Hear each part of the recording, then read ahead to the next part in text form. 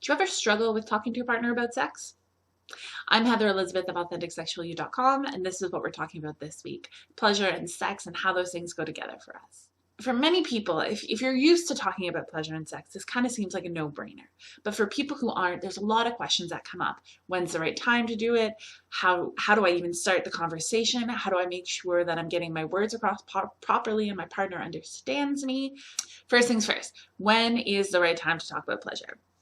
I'm a firm believer that anytime that you would talk about sex with your partner is the right time to talk about pleasurable sex with your partner.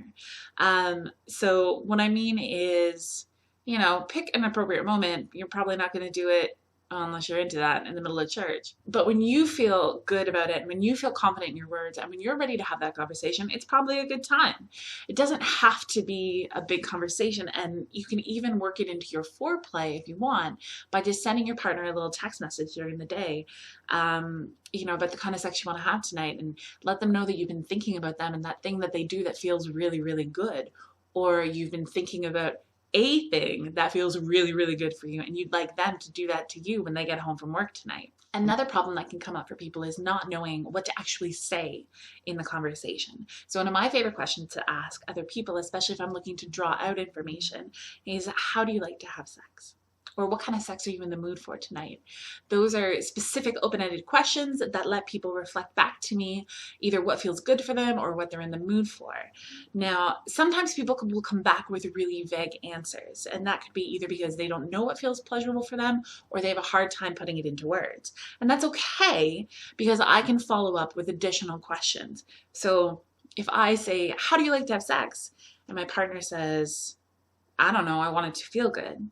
I'll say, cool, can you say more about that? Because that gives them an invitation to explain what good feels. Or I might even directly ask, okay, what does good mean to you?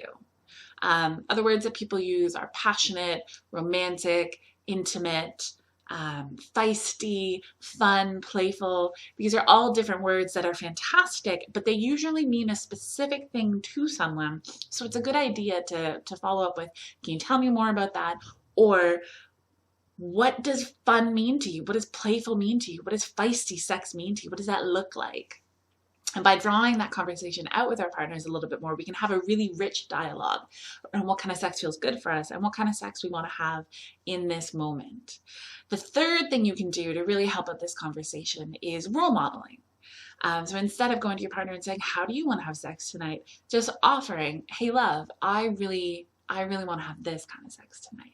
I think it would feel really good if you did blah, blah, blah, blah, blah. And again, you can do that through text messages, foreplay during the day. You can kind of like whisper it in someone's ear while they're winding down for the evening.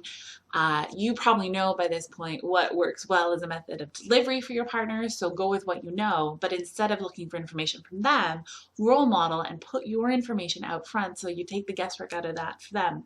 And the role modeling not only gives them an example of how they can talk about this kind of stuff, it shows that they have permission to talk about this stuff.